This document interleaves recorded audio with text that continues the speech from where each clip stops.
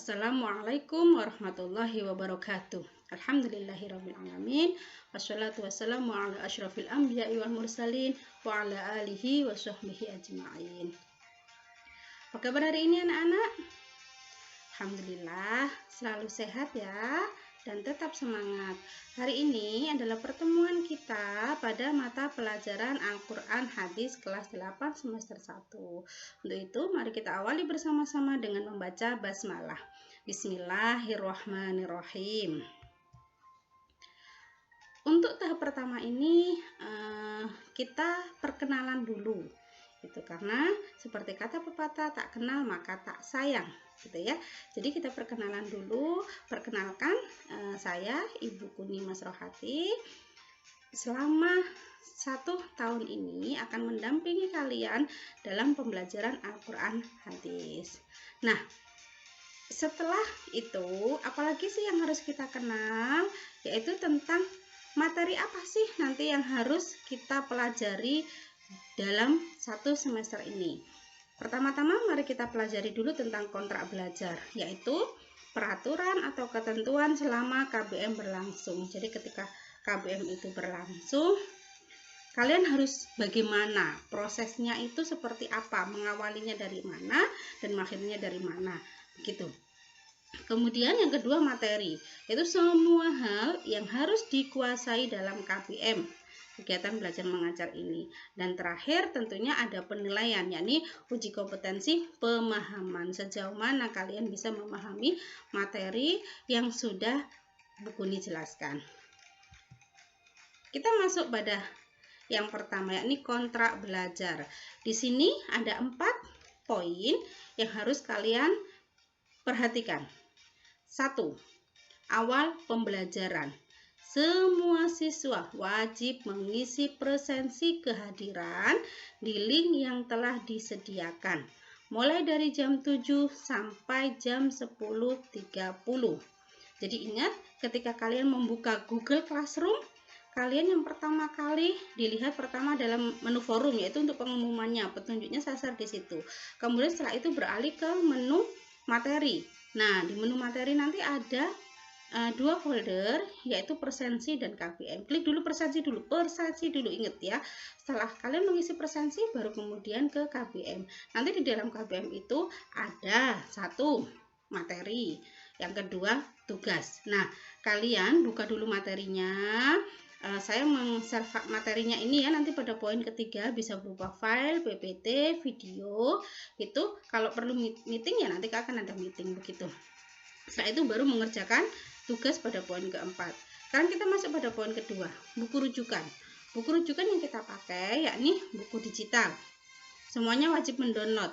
Kemudian buku paket. Buku paket ini disediakan oleh perpustakaan. Pembagiannya menyesuaikan jadwal dari perpustakaan LKS dan Al-Quran terjemah. Karena kita belajar Al-Quran Hadis, maka kita harus selalu siap Al-Quran terjemah di sebelah kita. Jangan lupa juga siapkan buku tulis khusus mapel Al-Quran Hadis. Yang ketiga yakni materi yang sudah saya sampaikan tadi, bisa berupa file atau PPT, video maupun meeting.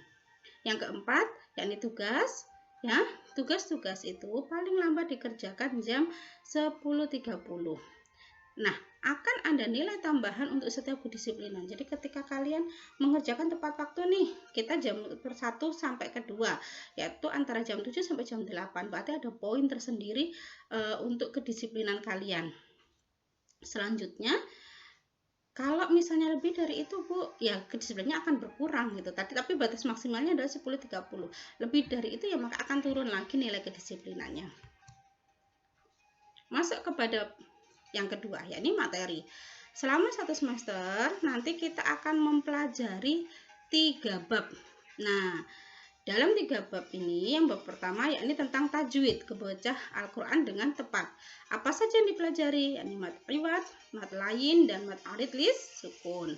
Yang kedua, yakni bab 2 itu tentang Al-Quran, ayat-ayat Al-Quran bertemakan ku berbagi infak dengan sedekah. Ayat apa saja yang dipelajari? Quran surah Al-Fajr ayat 15-18, Quran surah Al-Baqarah ayat 254, dan Quran surah Al-Baqarah ayat 261. Bab ketiga yakni tentang hadis-hadis. bertemakan kuatkan iman dengan berbagi. Nah, ini hadis dari siapa saja? Dari hadis riwayat Bukhari, Muslim dan Abu Hurairah, dari Abu Hurairah, dan hadis riwayat Bukhari dari Hakim bin Hizam. Ketiga, yakni penilaian selama 1 semester ini itu bentuknya ada 2, yakni pengetahuan, bentuknya pengetahuan dan keterampilan. Penilaian pengetahuan itu bisa berupa ujian tulis, lisan, atau tugas, gitu ya. Kemudian yang kedua, keterampilan, bentuknya bisa portofolio, proyek, atau praktek. Nah, kemudian berapa sih bobot nilai yang sudah dari tugas-tugas yang sudah kalian kerjakan? Jadi dari nilai pengetahuan dan keterampilan ini itu kan nanti dibagi menjadi nilai penilaian harian yang setiap hari kalian kerjakan. Itu bisa berupa ulangan atau nanti latihan soal yang setelah saya memberikan materi, saya berikan sedikit latihan soal untuk kalian kerjakan gitu ya. Itu masuk pada penilaian harian. Nah, kemudian penilaian semester ya bobotnya sama 50%. Nah, tetapi yang untuk semester ini itu ada PTS dan PAT ya, penilaian tengah semester bobotnya 20% dan PAT 30%. Jadi kalian jangan remehkan nilai harian, cuman harian saja yang penting nanti semesteran saya bisa. Jangan seperti itu. Semester ini bobotnya 50% saja loh. Artinya kalau kamu dapat 100, yang masuk di rapot itu hanya baru nilai 50. 50-nya dari mana? Kalau ingin dapat nilai 100, dari kalian mengerjakan nilai harian ini gitu. Jadi keduanya ini itu saling terkait. Tidak boleh meremehkan salah satu. Begitu ya. Nah, itu saja dari buku ini. Terima kasih atas perhatiannya. Kalau memang ada hal-hal yang perlu ditanyakan, silakan kalian sampaikan di menu forum pada Google Classroom. Ingat, orang sukses itu mencari cara dan orang gagal itu mencari alasan. Jadi kalau kamu mau sukses, kamu akan selalu cari cara bagaimana caranya saya sukses. Tapi ketika kamu sibuk mencari alasan, maka tentunya kegagalan yang akan kamu terima. Sekarang tentukan pilihanmu, gagal atau sukses. See you next time.